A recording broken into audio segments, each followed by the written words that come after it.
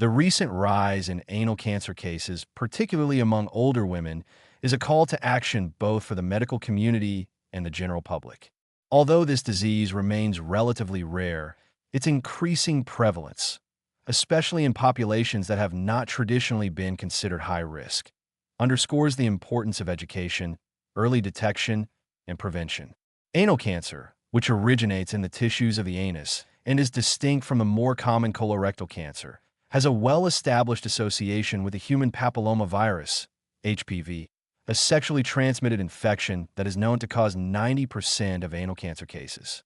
The rise in diagnoses has been particularly noted among white and Hispanic women over the age of 65, many of whom were already past the age of eligibility when the HPV vaccine was first introduced and widely promoted. There is understandable concern when any form of cancer shows a significant upward trend.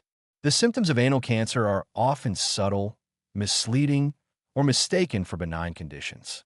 Bleeding from the anus, persistent itching or pain, the appearance of small lumps, mucus discharge, bowel incontinence, and an increased urgency or frequency of bowel movements may all seem like symptoms of hemorrhoids, minor infections, or digestive disturbances.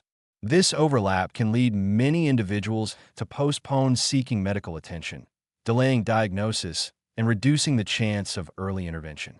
The earlier this cancer is caught, the better the prognosis, so even symptoms that appear minor should be taken seriously if they persist. While these signs can understandably cause anxiety, the good news is that increased awareness and vigilance can significantly improve outcomes.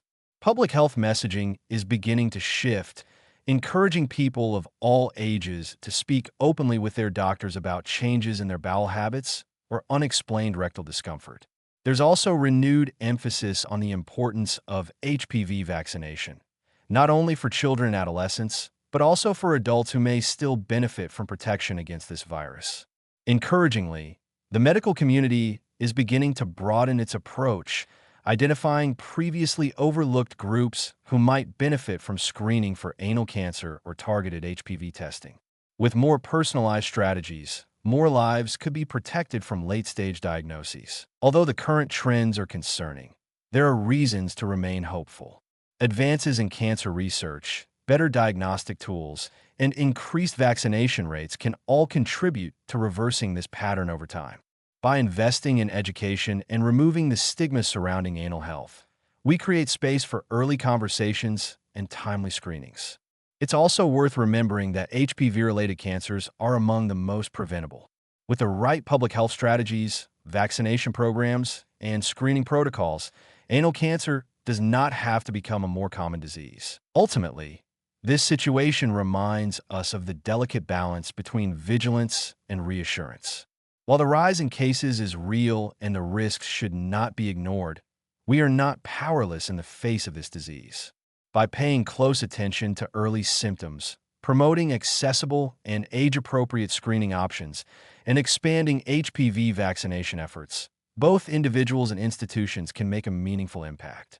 If more people begin to see the importance of addressing symptoms that may feel embarrassing or trivial, the chances of catching this cancer early will rise, improving outcomes and potentially saving lives. Would you like a brief guide on how to discuss these symptoms with your doctor or how to check eligibility for the HPV vaccine?